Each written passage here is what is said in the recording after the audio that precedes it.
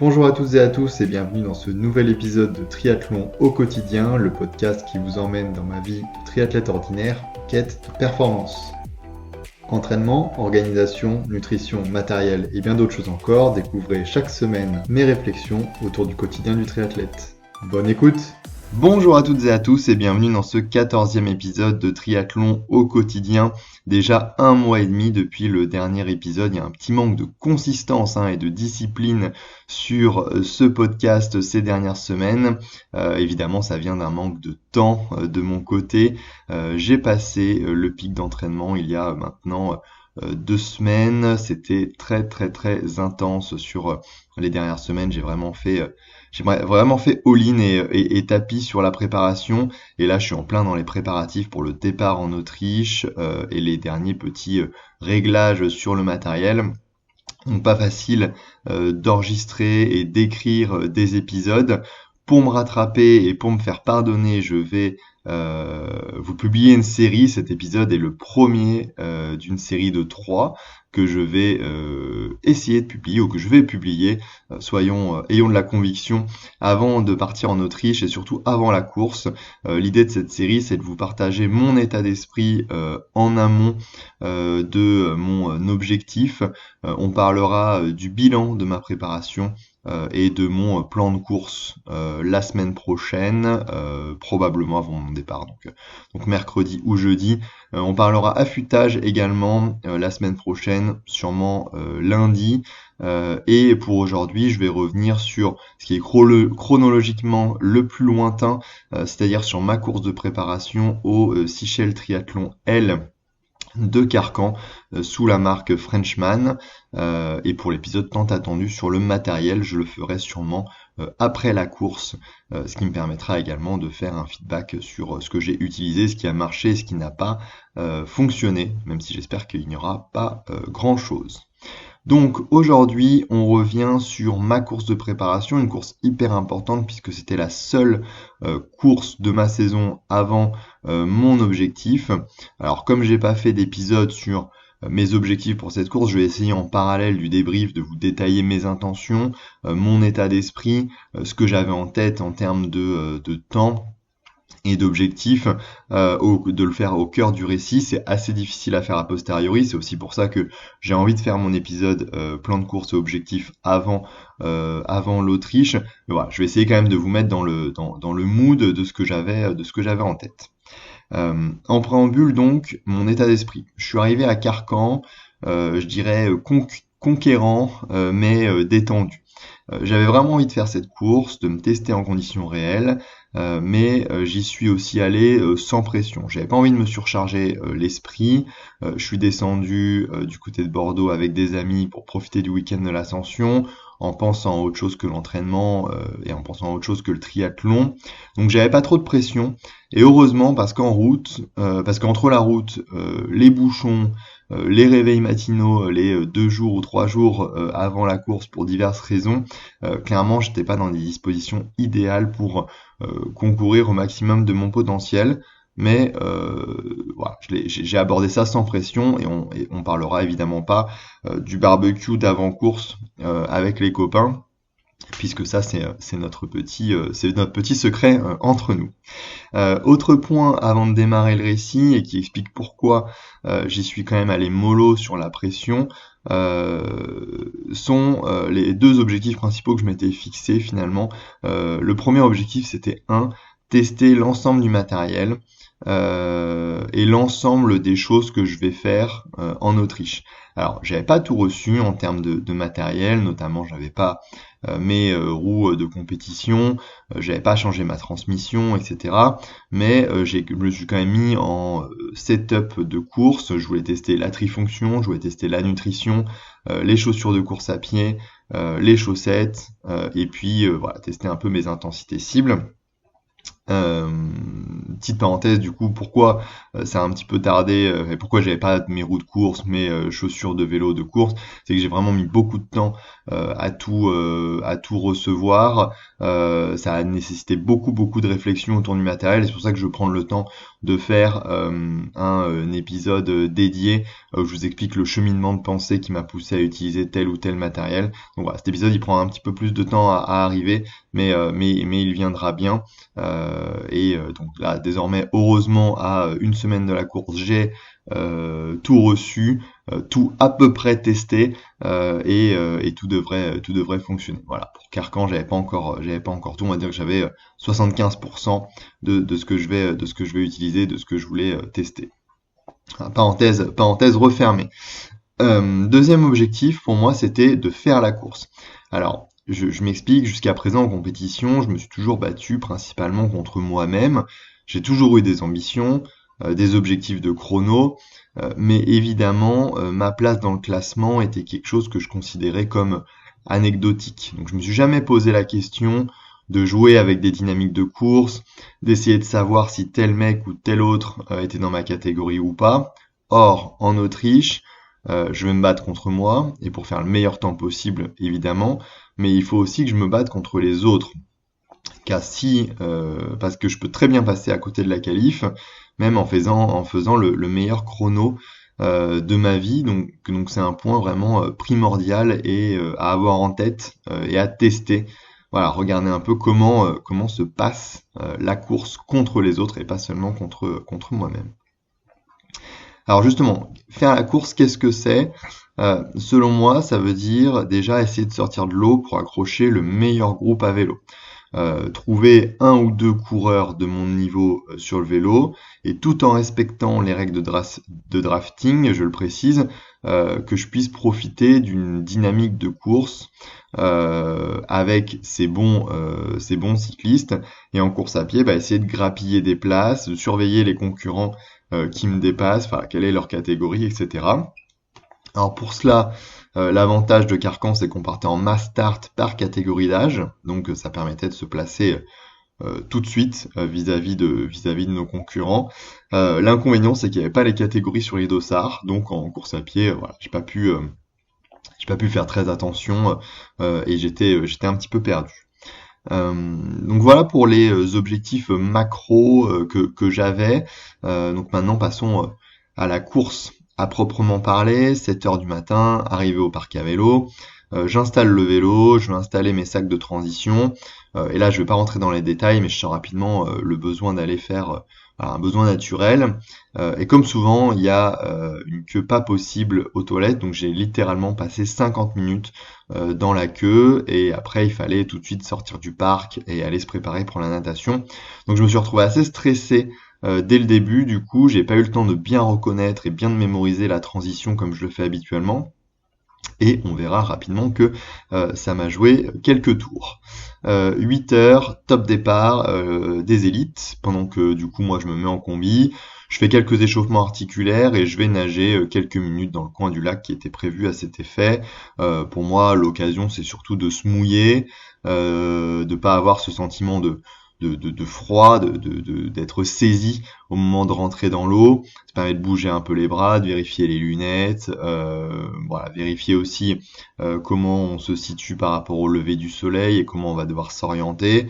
Le soleil était très très bas, on voyait pas grand chose, et voilà, je me suis vraiment posé la question de savoir comment j'allais m'orienter parce qu'on voyait pas vraiment les bouées sur le parcours. Donc voilà, c'est l'occasion de prendre un peu la température, sans jeu de mots, de ce qui va se passer en natation. Donc pour la natation, pour moi mon objectif est assez simple, c'est de faire la meilleure natation possible. Difficile d'avoir un objectif de chrono. Je sais que je me suis amélioré en natation en piscine, en eau libre c'est toujours un peu différent. Donc en fait je voulais juste sortir de l'eau et être content. Donc voilà, 8h20 je me lance avec ma catégorie, je crois que c'est S3, bon c'est les 30 les 30-35 en ma start. Donc voilà, je suis en plein milieu de la boule, j'avais pas cherché forcément à me mettre sur les côtés, je suis arrivé un peu trop tard pour être devant. Donc voilà, donc les premières centaines de mètres sont compliquées, ça tape, ça bouscule, ça met du temps à doubler, ça s'arrête, donc clairement pas optimal jusqu'à la première bouée pour avancer. Bon après j'arrive assez rapidement après la première bouée à poser ma nage, même si poser on pourrait le mettre entre guillemets parce que euh, c'était une natation qui était assez pénible. J'avais pas l'impression d'aller hyper vite et pourtant j'avais voilà, mal aux épaules ou en tout cas ça forçait pas mal. Alors je sais pas si c'est le fait d'être parti très très vite parce que quand on part en mass start on part toujours beaucoup trop vite. Euh, mais bon, je suis resté concentré pour maintenir un niveau d'effort constant. Finalement, je sors en 31 minutes 30 d'après ma montre, 32 minutes d'après la balise qui se trouvait quelques mètres après la sortie de l'eau. Donc ça me fait une 41 au 100 mètres. Et donc là, j'étais hyper content finalement. Après un début chaotique, être capable de sortir une 41 de moyenne, j'étais satisfait de ma prestation. C'est pas exceptionnel, hein, j'en conviens, mais j'avais la force de continuer, j'étais pas à bloc, donc je me dis qu'une projection autour de 1h03, 1h04 sur l'Ironman, ça reste possible et ça reste des beaux progrès quand même dans l'ensemble vis-à-vis par rapport à l'année dernière. Voilà, c'est toujours bon à prendre. Ça commençait bien en tout cas dans la tête. Niveau classement, ça donne 322e en sortie de l'eau, 65e de catégorie. Bon, ça c'est moins réjouissant. Je pensais pas qu'il y avait autant de monde devant. Et ça annonçait qu'il y avait un gros niveau sur ce triathlon. Donc voilà, rien d'exceptionnel, mais j'en sors quand même assez content. On passe à la T1, je vais pas faire de suspense, c'était catastrophique. Comme je l'ai dit, j'ai pas assez repéré, j'ai pas repéré du tout la T1. Donc j'ai mis du temps à trouver mon sac, 2, j'ai mis du temps à trouver mon vélo, et 3, j'ai même pris un carton jaune en prime par les arbitres, car en cherchant mon vélo, je suis passé sous un rack, ce qui est interdit puisqu'on est censé faire le tour des allées, même quand on s'est trompé d'allée. Donc rien de grave, hein, c'est un carton jaune type stop and go, c'est une remise en conformité, l'arbitre explique ce qu'on a fait de mal, on acquiesce, on s'excuse et on repart. Donc voilà, c'est à peine quelques secondes et je pars sur le vélo. Bon, je précise que c'est un point de règlement que je connaissais, mais avec l'expérience, c'est vrai qu'on oublie, on lit plus aussi attentivement les règlements, et finalement ça fait du bien de se faire reprendre un peu pour y penser. C'est une erreur que je referai plus, à la fois de ne pas assez repérer la transition, même si là c'était plutôt indépendant de ma volonté, et de passer sous un rack. Voilà, c'est quelque chose que je ne ferai plus. En tout cas, plus tout de suite, jusqu'à ce que pour la prochaine fois, euh, j'oublie cette règle. Donc let's go, c'est parti pour le vélo. Objectif à nouveau, voilà, aller le plus vite possible. C'était pas très compliqué mes objectifs sur cette course. Faire la course, voir comment les watts tiennent. Je visais 240 watts en puissance normalisée, avec l'ambition de pas me donner à fond. Donc on se lance, on va voir. En tout cas, c'était l'état d'esprit. Le parcours est plutôt très plat dans l'ensemble, donc ça doit normalement aller assez vite. Je me lance sur les premiers 20 km qui pour le coup sont les plus vallonnés. C'est un peu la tôle ondulée, ça monte, ça descend. Pas facile de se caler dans un rythme, il y a l'excitation du début de course, on rattrape du monde, on essaye de dépasser rapidement pour respecter les règles de drafting. Donc automatiquement ça passe un peu en force hein, sur les petites bosses. Je sais pas si c'était réellement bien géré, mais c'était une partie assez grisante malgré tout. Au bout de 20 bornes à peu près, ça se calme, on tourne à droite et là on passe sur des routes très rectiligne, soit légèrement montant, soit légèrement descendant, petit vent de face et rendement pas toujours terrible, enfin revêtement de la route pas toujours terrible. Et c'est là que je commence à faire la course comme je l'ai appelé. J'ai repéré, enfin je repère rapidement deux mecs qui roulent à bon rythme, là, entre 36 et 40 km/h à peu près. Je vois sur le compteur des valeurs entre 230, 240, 250 watts environ. Donc je me cale dans leur sillage, alors en respectant évidemment la distance minimale de la règle anti-drafting, et on part pour un petit bout de chemin ensemble, en se relayant, hein. D'ailleurs c'est ce que C'est quand on est d'ailleurs devant le petit groupe qu'on se rend compte que même à une quinzaine de mètres du coureur de devant, à 40 km/h, on économise quelques watts. Donc ça confirme bien que le jour J, c'est clairement pas à négliger pour gagner de précieuses minutes, tout simplement pour économiser de l'énergie pendant la course.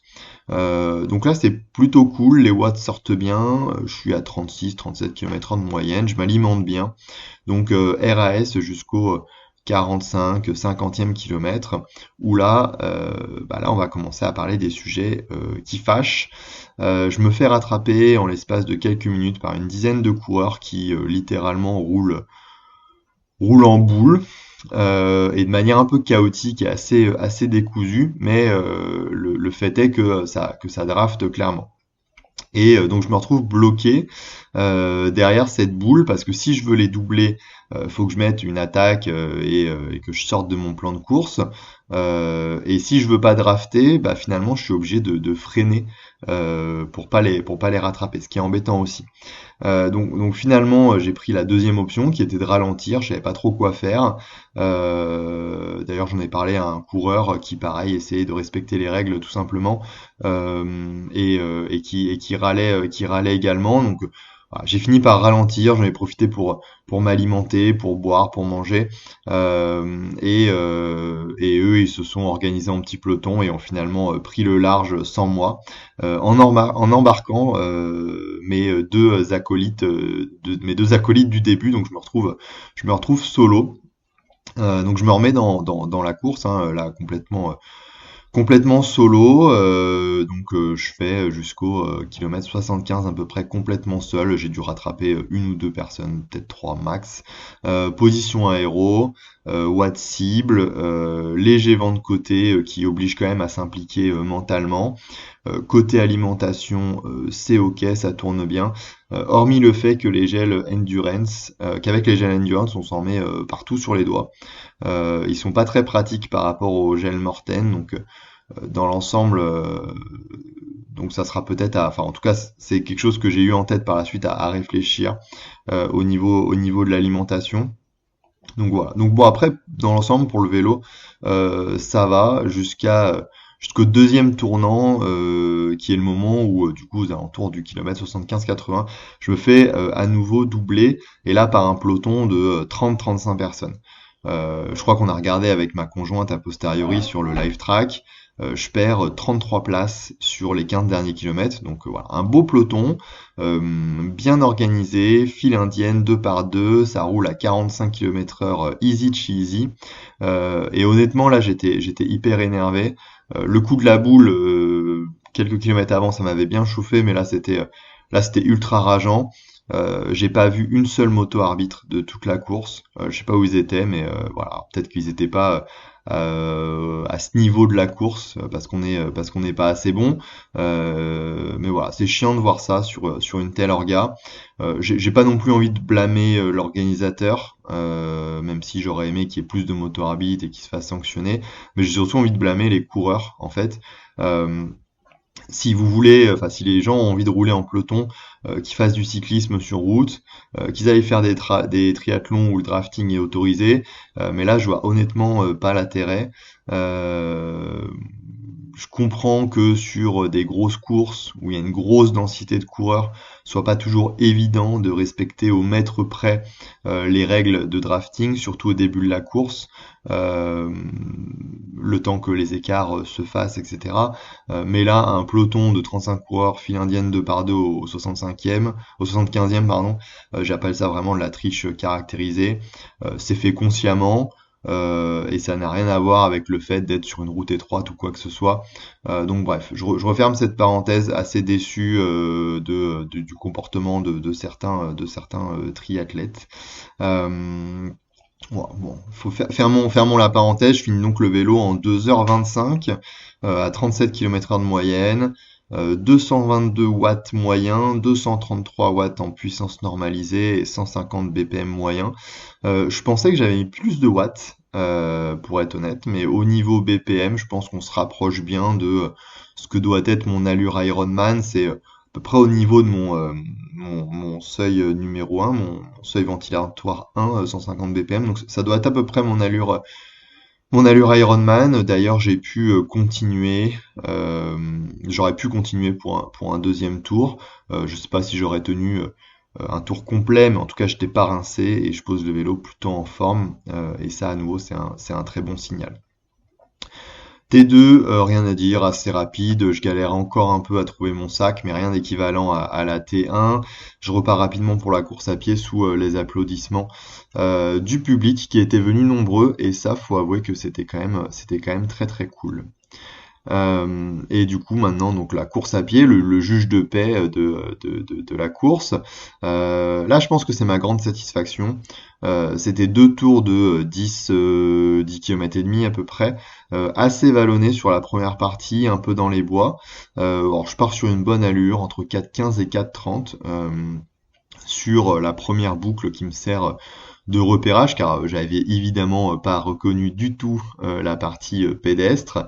Je continue à m'alimenter sur la base de 90 grammes par heure, ça passe très bien, ce qui est aussi une grande satisfaction, puisque c'était la première fois que je testais des aussi grosses quantités de glucides en course. Je boucle le premier tour en bonne forme, donc rien à dire. Et côté deuxième tour, bah, tout se passe bien aussi. Honnêtement, j'ai la banane, j'ai les bonnes jambes, j'ai les copains et ma conjointe qui m'encouragent au bord de la route. Euh, J'essaye quand même d'accélérer pour voir un peu ce que j'ai dans le ventre. Mais là, et bon, je sens aussi qu'il commence à faire chaud. C'est les premières chaleurs. C'était vraiment le seul week-end de mai où il a fait beau et chaud. Donc j'ai la fréquence cardiaque qui a tendance à dériver et j'arrive pas réellement à grappiller du temps sur mon allure au kilomètre. Donc je m'accroche sur une allure entre 4,25 et 4,30 jusqu'au dernier kilo où je me permets de une dernière accélération pour du coup terminer ce semi-marathon en 1h32 pour un temps final de 4h35 et 27 secondes. Et je finis donc plutôt dans de bonnes conditions. Je dirais cette course de préparation. Alors quels enseignements on peut du coup tirer de tout ça? Globalement, je suis satisfait. Le matériel a été à la hauteur. Je vais optimiser 2 ou 3 trucs, mais ça va assez vite. Les 90 grammes de glucides sont passés tout seuls. Je me suis même permis de prendre un gel supplémentaire sur la dernière heure, donc a priori, voilà, ça devrait pas poser de problème le jour J. On va rester sur 90 grammes. Peut-être que si mon estomac le permet, dans le dernier semi de l'Ironman, je prendrai un tout petit peu plus pour tenir jusqu'à la fin. Mais du coup, ça devrait rouler. La trifonction super, chaussettes, chaussures, ok. Donc voilà, l'objectif numéro un que je m'étais fixé, voilà, c'est rempli. Il y a juste le coup des gels un peu collants, là, comme je le disais, auquel il faut que je réfléchisse pour savoir si je repasse sur du Morten ou pas. Alors ça, c'était ma vision après la course. Depuis, j'ai eu le temps d'y réfléchir. Je fais une petite parenthèse et je vais rester sur Endurance. Je préfère avoir des gels collants et une mauvaise expérience utilisateur, mais utiliser des gels que je connais et qui ont fonctionné en course, plutôt que repasser et rechanger de marque, même si je sais que les Morten, en général, je les tolère bien. Mais voilà, on va on va faire avec ce désagrément de gel collant pour l'Autriche. Voilà, parenthèse refermée. Côté second objectif, c'est un peu plus mitigé. Je suis content de ma natation, je suis satisfait de mon niveau au vélo, et surtout sur le fait que je sentais vraiment que j'aurais pu enchaîner sur une deuxième boucle, hein. J'étais clairement pas à bloc, j'en avais sous le pied. Et course à pied, j'étais très content aussi, j'ai pas explosé, j'avais de bonnes jambes. Même si je sentais que je pouvais pas accélérer l'allure, je sais que j'aurais pu continuer sur un tour de plus. Et peut-être deux, je ne sais pas. D'ailleurs, la preuve que finalement tout s'est bien passé, c'est que j'ai eu très très peu de fatigue post-course. Je l'ai vraiment bien encaissé. Et de ce côté-là, voilà, c'était plutôt ok. Pourtant, j'avais pas fait d'affûtage spécifique pour cette course. Elle était juste positionnée pendant une semaine d'assimilation et après des grosses semaines. Donc voilà, je prends ça comme un bon signal, le fait que je l'ai bien encaissé. Donc ça, c'est pour la partie positive. Là où je suis moins content, c'est le classement. Là, on va être honnête, je finis 244e au scratch et surtout je finis 52e de catégorie. Et ça, c'est vraiment décevant et c'est surtout inquiétant par rapport à mon objectif en Autriche du mois de juin. Alors, j'étais pas à fond, d'accord. Il y avait une grosse densité de coureurs, d'accord. Dans les 52, il y a probablement quelques professionnels, puisqu'il n'y a pas de différence, je crois, dans les classements entre les pros et les non-pros. Mais voilà, je suis quand même assez loin, quand même, pour un chrono que je trouvais pas dégueu. Et c'est vrai que ça me génère un petit peu d'inquiétude pour l'Autriche par rapport à ça. Mais bon, c'est aussi la dureté du classement et du jour J et des gens qui ont choisi de courir le même jour que nous. Ce que je disais au début d'épisode, on peut faire le meilleur temps de notre vie et quand même terminer un petit peu plus loin en fonction de l'adversité. Donc voilà. Quand même inquiétant et ça m'a donné ce classement m'a donné un petit goût amer dans la bouche, même si dans l'ensemble, je sors quand même de ce triathlon test content. Je suis satisfait d'avoir regoûté à la compétition, mais maintenant, voilà, j'ai plein de doutes, j'ai plein de questions auxquelles il va falloir enfin, il a fallu que je réponde rapidement. Voilà, pour terminer sur le contexte, donc cette épreuve elle s'était inscrite comme je le disais dans ma semaine d'assimilation. Donc après la course qui se trouvait le vendredi, j'ai pris 2 jours complètement off pour profiter de la fin du week-end de l'ascension. Et puis dès le lundi, c'était retour à l'entraînement pour les 2 dernières semaines de préparation avant d'attaquer l'affûtage. Donc voilà, j'espère que ce débrief vous aura plu. J'espère que j'ai réussi à retranscrire à la fois mon état d'esprit avant et pendant la course et en même temps ce qui s'est passé le jour J. Si vous avez des questions spécifiques sur cette course parce que vous prévoyez de la faire, vous l'avez faite, vous voulez en parler, n'hésitez pas à venir en commentaire ou sur Instagram. Je répondrai bien sûr avec plaisir. Et du coup, je reviens rapidement cette fois, promis. En tout cas, on va essayer pour vous parler du coup de l'affûtage, de mon bilan, de ma préparation et de mon objectif pour ce qui est maintenant ce qui est maintenant la course de la semaine prochaine. Donc, je vous dis à très vite. Bye bye.